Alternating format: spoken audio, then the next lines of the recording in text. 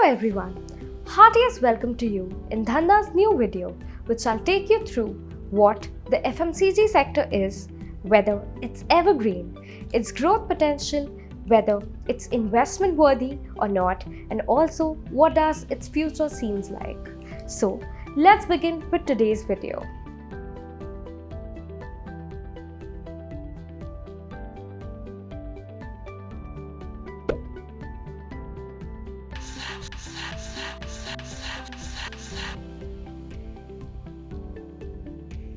FMCG is short for fast-moving consumer goods. These products sell quickly, have a relatively lower cost than other goods. Not only this, they're packaged goods which have a very high demand. These goods are purchased very frequently too. Because of the low price, they have become extremely popular. Thus, more demand, less cost, these industries have a very high turnover. FMCG sector in India is the fourth largest sector. The key drivers of the rapid growth of it are the growing awareness, easier access and changing lifestyle. Earlier, the demand for FMCG goods used to come from the urban sector mostly. However, as rural spending is increasing, there is a large amount of demand coming from the rural segment as well. Products coming under the FMCG sector may be classified into types like convenience products, shopping products, the specialty products, and the unsought ones.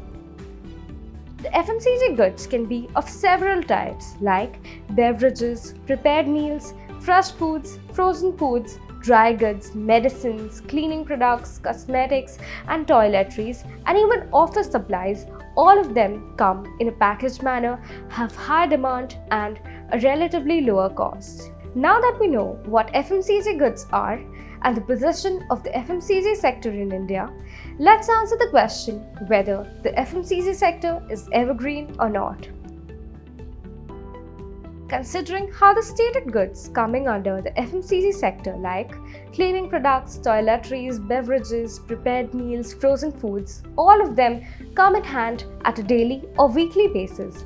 In a way, they will always be in demand for their larger utility and low cost. They have a low shelf life. Thus, as of now, review the future and also assess the past. FMCG goods shall remain relevant for a very long time. This speaks of the short term as well as the long term. FMCG sector will stay relevant and thus evergreen.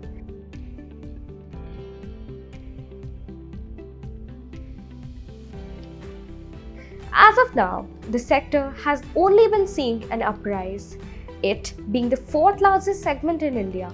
Further, there are three main segments under it. The first one being food, the second healthcare, third household and personal care. The urban segment contributes to 55% of the revenue share, whereas the rural segment accounts for 45%.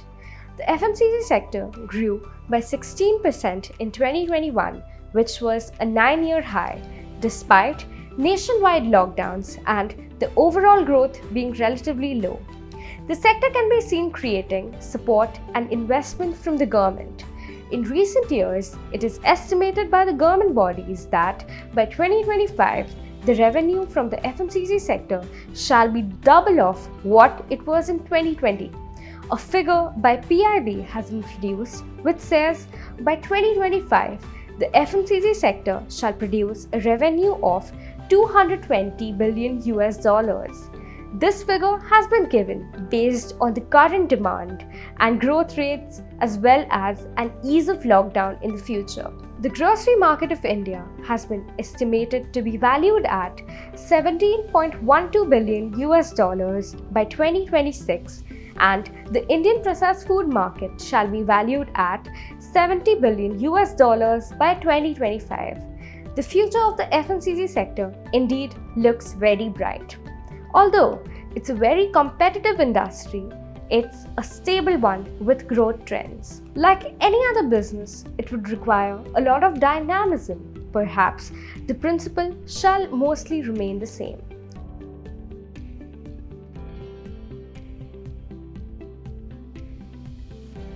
Now, the question comes, what should you be doing with the FMCG sector besides consuming goods? Either you could plan on entering the FMCG industry yourself, or you could always be a shareholder. However, you would wish to be completely sure about whether it's the right decision. We've already covered how much has sector grown over the years and how experts estimate further growth in the sector in the coming years. So indeed, when you consider investment, you would wish to see whether the industry has growth potential or not. Here, there is a positive answer to that.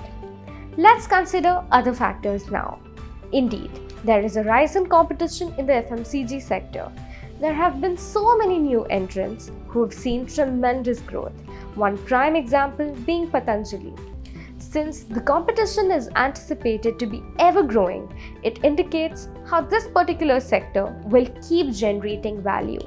Hence, this competitive industry may yield great results if you choose to be an investor.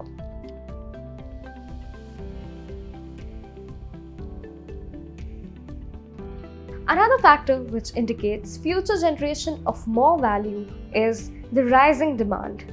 The demand has been ever growing from the rural segment as well as the urban, which does indicate when there is demand, there shall be supply. When there is more demand, the industry will work on generating more value. A thumbs up considering this factor as well. Now, let's look past the record. Since 2008, the compound annual growth rate of FMCG sector has been around 17%. Even though the FMCG sector was hit by demonetization and then all businesses were hit by COVID, with time it again started giving positive results to its investors. All the FMCG stocks during a bull run rise at a slower rate. However, during recession, they remain relatively much steadier. If you consider all of these factors, investing in the FMCG sector shall indeed be very beneficial for you. So this covers what the FMCG sector is, what has been its growth rate, and how most likely is it going to be in the future. I hope you would have gained something out of it. Now, if you're curious about how you could be a part of the FMCG sector, that is, to start a business of your own in this particular sector, do stay tuned for the next video. For today's video, that's all. If you like today's video, do give us a like, share it and subscribe to Dhandha. We shall see you in another video. Thank you.